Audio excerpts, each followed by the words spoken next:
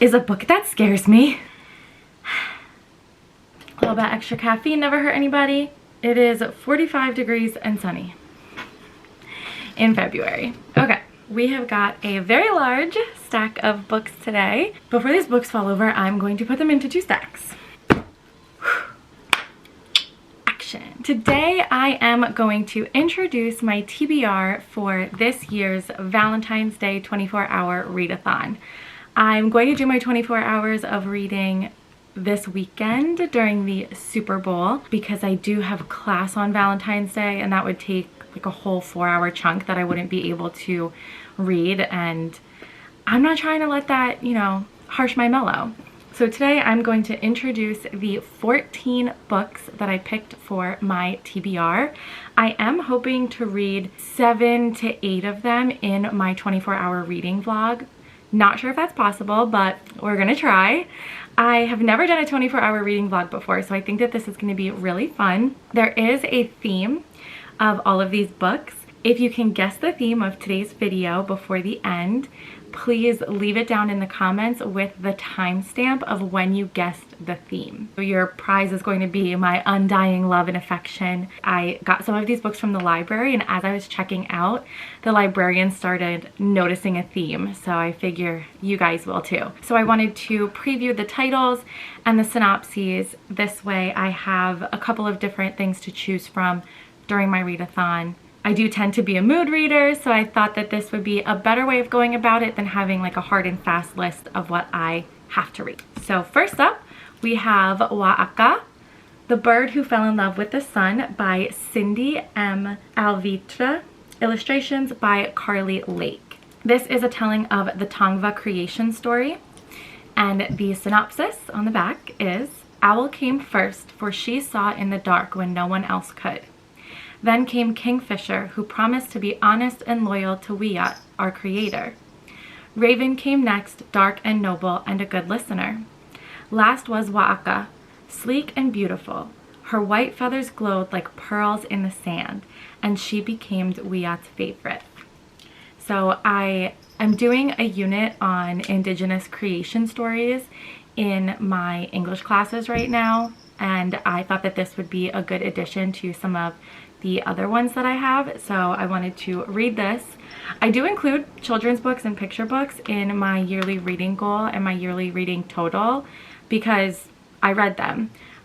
We treat them as reading for younger children, so I don't think there's any reason not to treat them as reading for adults. It has some really beautiful watercolor illustrations, and if you've seen some of my previous videos, you know I'm a sucker for illustrations. So that is the first book on our TBR. Next up, we have a children's book, The Love Pug. So this is part of a series by J.J. Howard. The series is called Pugs and Kisses, and I thought that this cover, first of all, was so cute. It's a little bit well-loved from the library. So the synopsis says, all's fair in love and pugs. Emma's pug Cupid has a hidden talent. He is a master at matchmaking. Her pet seems to have a nose for spotting which 2 people belong together. With the big school dance coming up, Emma decides to use Cupid's powers to find her best friend, Hallie, a date. But as Emma tries to navigate crushes and secrets, she finds that things are a lot more complicated than they seem. And what if Cupid also has a surprising match in mind for Emma herself? I'm excited to read a little bit more middle grade and young adult, which was one of my goals this year, so I picked this up. I mean, the text is pretty big, it looks pretty easy to read, and it sounds really cute. So when I need a break from more of the emotional angst, I'm probably gonna reach for this one. Now I have a whole host of teen books to go through for my TBR. So first I'm gonna go with one of the older books that I picked up, and that's Grendel's Guide to Love and War, a tale of rivalry, romance, and existential angst. I literally just said I was gonna be picking up The Love Pug when I needed a break from the angst, and this sounds pretty darn angsty. So it is written by A.E. Kaplan. It pulls some aspects of Beowulf into the story. The back says, Tom Grendel verse, the broiest bro ever to don a jockstrap, a life-ruining prank that escalates out of control, a hopeless romance with a girl who rejects the manic pixie dream label, a totally dysfunctional relationship with his dad, a botched break-in at an artisanal pig farm. So it sounds really funny. The blurbs all say that it's smart, it's snappy. Tom Grendel, the main character, is allegedly supposed to be really funny, have some good one-liners. So I think that this will be a good, entertaining book, and it will hopefully tie in some of what I know about Beowulf and maybe encourage me to actually pick up Beowulf itself. We'll see. It's always kind of intimidated me as a book, so I might give it a try after reading this one. But it sounds funny, and that's something that I'm definitely looking for on my Valentine's Day this year. So the fourth book on my TBR is Love, Stargirl by Jerry Spinelli.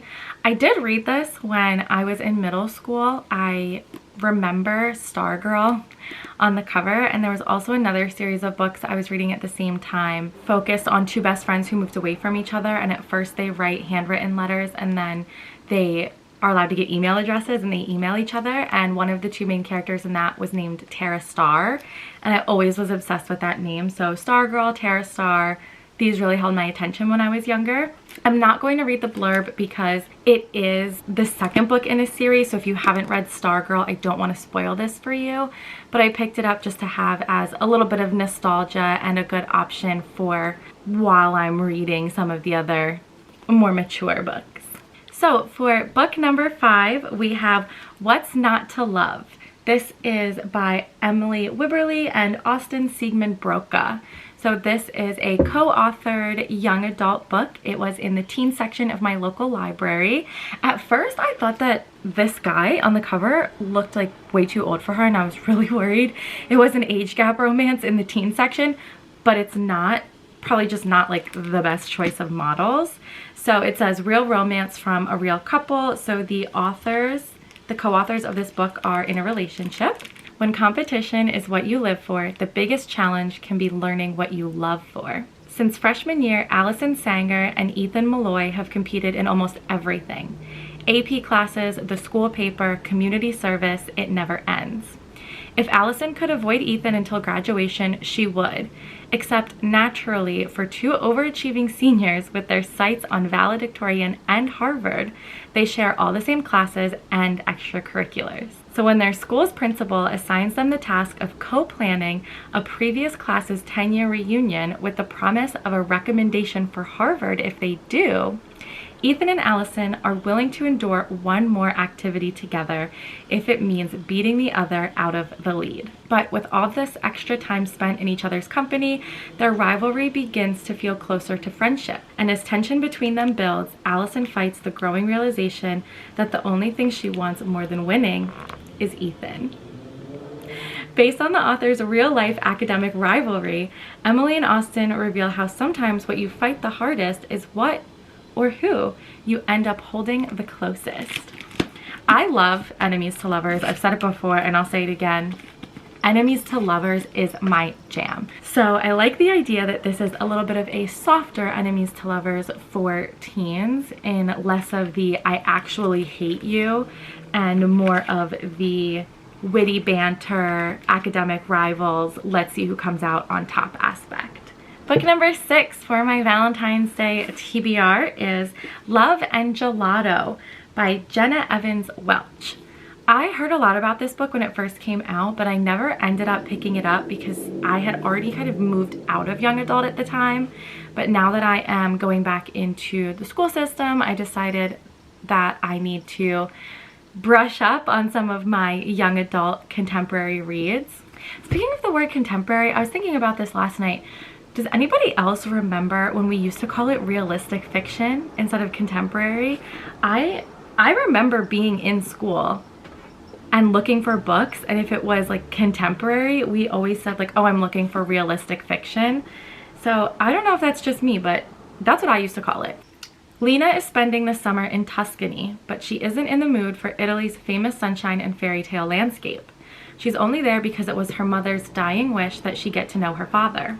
But what kind of father isn't around for 16 years? All Lena wants to do is go back home. But then she is given a journal that her mom had kept when she lived in Italy. Suddenly, Lena's uncovering a magical world of secret romances, art, and hidden bakeries. a world that inspires her, along with the ever so charming Wren, to follow in her mother's footsteps and unearth a secret that has been kept for far too long. It's a secret that will change everything Lena knew about her mother, her father, and even herself. People come to Italy for love and gelato, someone tells her, but sometimes they discover much more. Now I'm really craving ice cream. I'm already losing track of the books that I picked out. For book number 7, we have Love, Dance, and Eggrolls by Jason Tanamore. I saw this in the library catalog and the cover immediately interested me. I actually thought it was going to be a graphic novel, but it's not, and that's okay. The cover is still super cute. It's based on, I think, Filipino folk dancing, which is the type of dancing they do with bamboo reeds. I've definitely seen it like on TV before and in movies, but I really don't know much about it, so I decided to pick this book up. We're gonna find out what it's about together. Filipino folk dancing is a huge part of Jamie's life, but so are high school and his 2 best friends.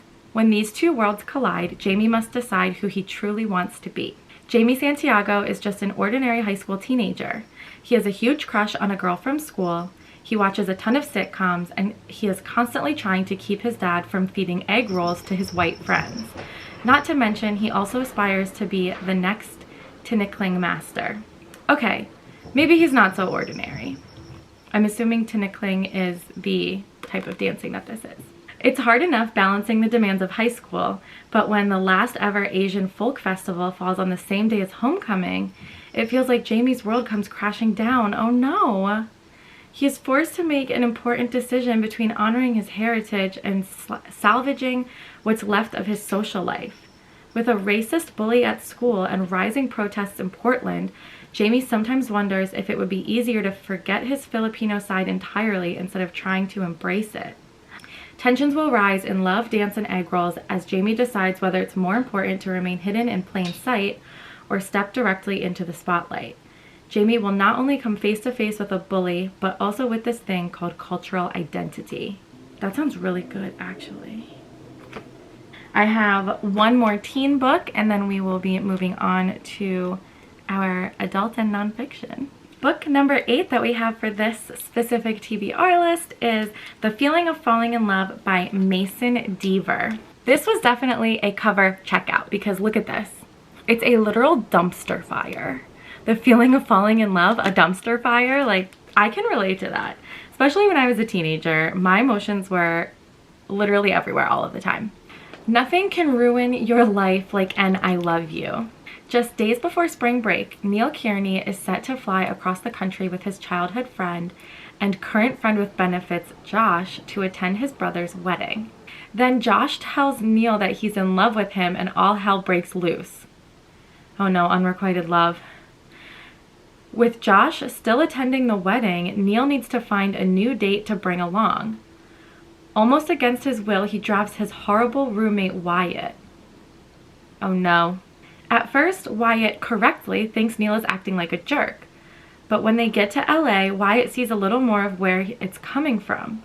Slowly, Neil and Wyatt begin to understand each other and maybe, just maybe, fall in love for the first time. At least until all hell breaks loose again. Oh goodness. Okay, we'll see.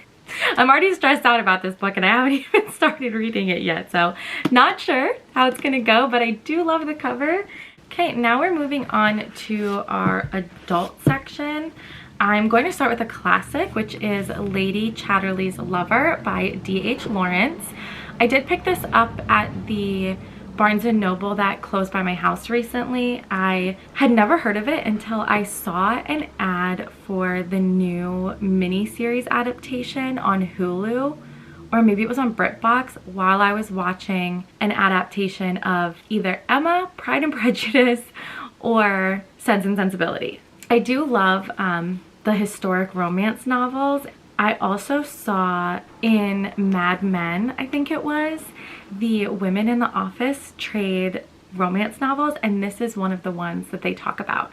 So I've seen a lot of chatter, no pun intended, about Lady Chatterley's Lover, and I figured I would add this to the TBR in case I felt like picking up something that was a little bit slower paced or reading through something where I could also watch the adaptation. So we'll see. The 10th book on my list is Season of Love. I talked about this book briefly during my January book haul video. I'll link it up in the cards if you want to go back and watch that. But this is a woman-woman romance. It also is about Jewish people or a Jewish family that owns a Christmas tree farm. And it's also a butch femme romance as well. So there's a menorah right here. There's a Torah up here in the corner, and then there's like a Christmas tree and Christmas lights. It is by Helena Greer, and this was one that I picked up and was really excited as soon as I saw the cover. I'm a sucker for a cutesy romance cover these days, especially one that's illustrated.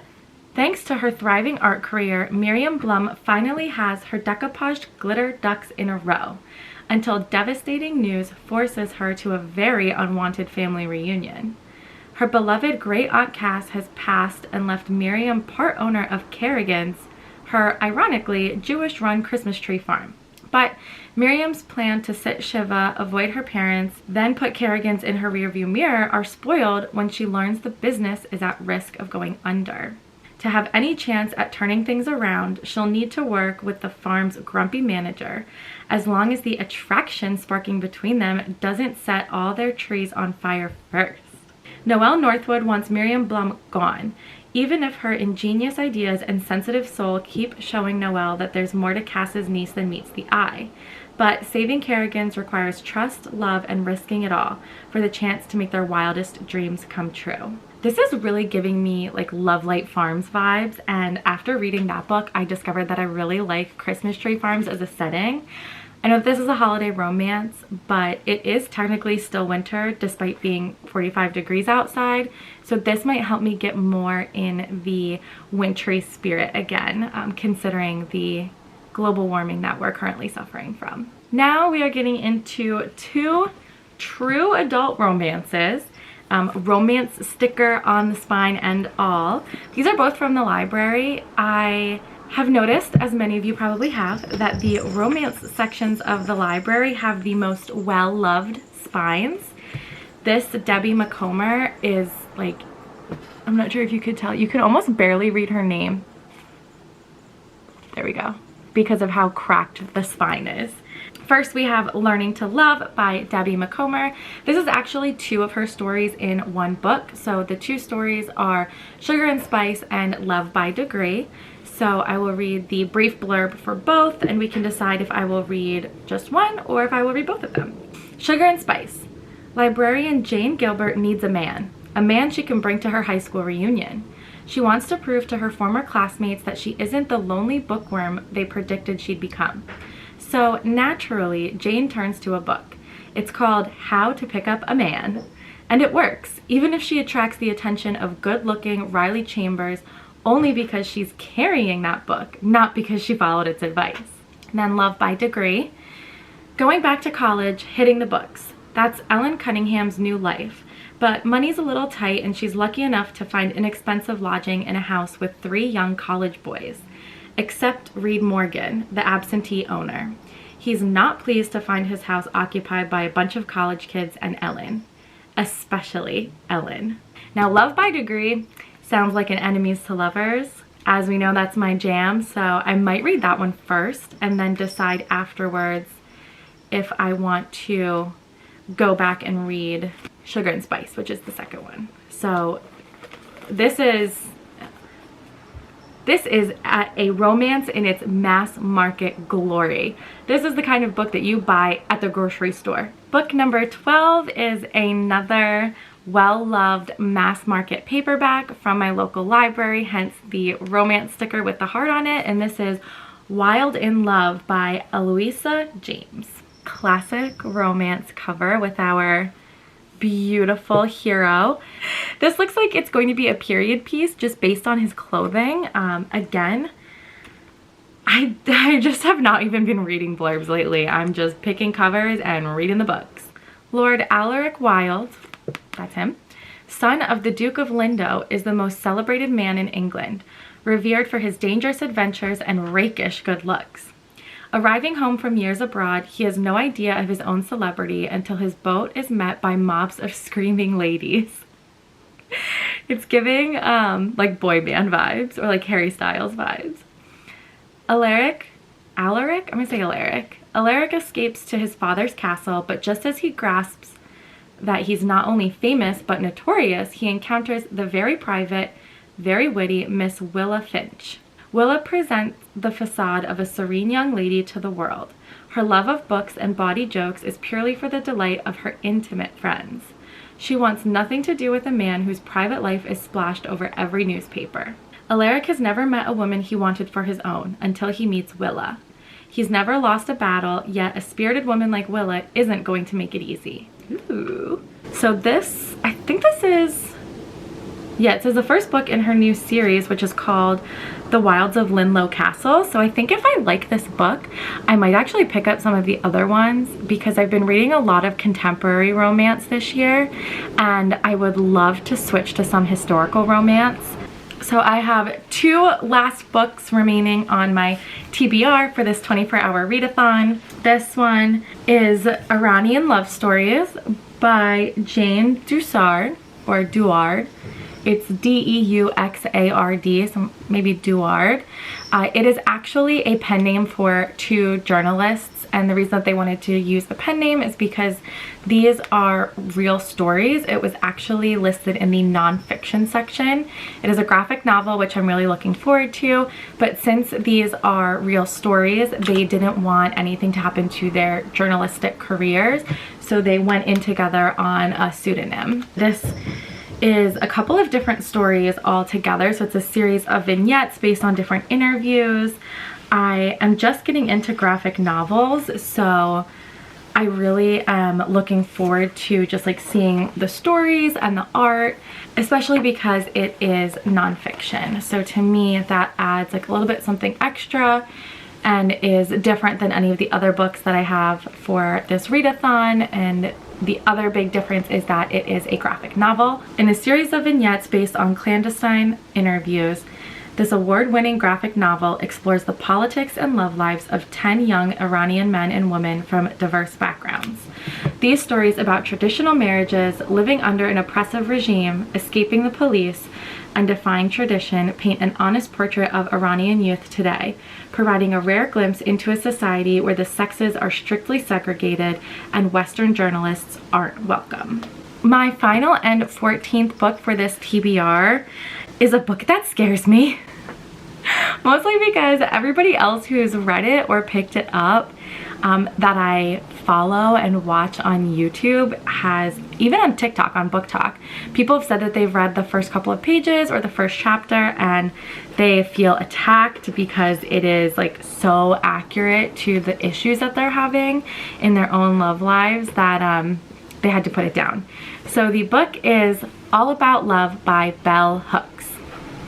The first I ever heard of Bell Hooks was when I saw a author and educator that I really respect, Alicia Oglesby, on Twitter talk about how Bell Hooks does not capitalize I or her own name in any of her writing. And I just have thought that she sounded really interesting ever since then. So I'm going to read the blurbs so that we can get a feeling for this together and see if it's what we want to go for. This is also a book that recently was noted on either a Book Talk or an Instagram where they take note of the books that people are reading on the New York City subway, and a huge amount of people were reading this despite the fact that it's not a brand new book. It came out in 2001. The word love is most often defined as a noun, yet we would all love better if we used it as a verb, writes Bell Hooks as she comes out fighting and on fire in All About Love. Here, at her most provocative and intensely personal, the renowned scholar, cultural critic, and feminist skewers our view of love as romance. In its place, she offers a provocative new ethic for a people and a society bereft with lovelessness. As Bell Hooks uses her incisive mind and razor-sharp pen to explore the question, what is love? Her answers strike at both the mind and heart. In 13 concise chapters, Hooks examines her own search for emotional connection and society's failure to provide a model for learning to love. Raising the cultural paradigm that the ideal love is infused with sex and desire, She provides a new path to love that is sacred, redemptive, and healing for individuals and for a nation. The Utne reader declared bell hooks one of the 100 visionaries who can change your life. All About Love is a powerful affirmation of just how profoundly she can. I think that this will be very appropriate for Valentine's Day and potentially also very emotional. So if you want to see me cry or journal during my video, let me know and I'll pick this one up. That is all of my books for my Valentine's Day 24-hour readathon. I am posting this video or like mini series in 2 parts. This is part 1, the TBR, and then part 2, the actual readathon, will go up next week instead of this week. I'm really looking forward to all of the titles that I picked. Again, I did pick so many because I wanted to have some variety and some choice when it came to what I was going to read next. If you have not already guessed our theme for this TBR and Valentine's Day readathon, it is the word love. If there are any books that you think I should definitely read first, I'm going to be doing my actual reading on Friday the 10th and Saturday the 11th. So be sure to leave a comment below with what I should start with before then. If it's after, you can still put your guesses for the books that I actually ended up reading in the comments, and then go ahead and watch part 2 and you will be able to see whether or not I went through with that and picked the books that you were most interested in. I'm excited that I'm going to be using my local library more, which, if you remember from my goals for the year, this was something that I wanted to make sure that I opted for more than just buying my books. I can't wait to have my heart ripped out of my body and torn to shreds by these books and then put back in with some hopefully happily ever afters. I will definitely be letting you know my ranking for the books in my second video and really just letting you know how it went overall. That's a wrap for today, folks. So as always, stay safe and make good choices. Bye!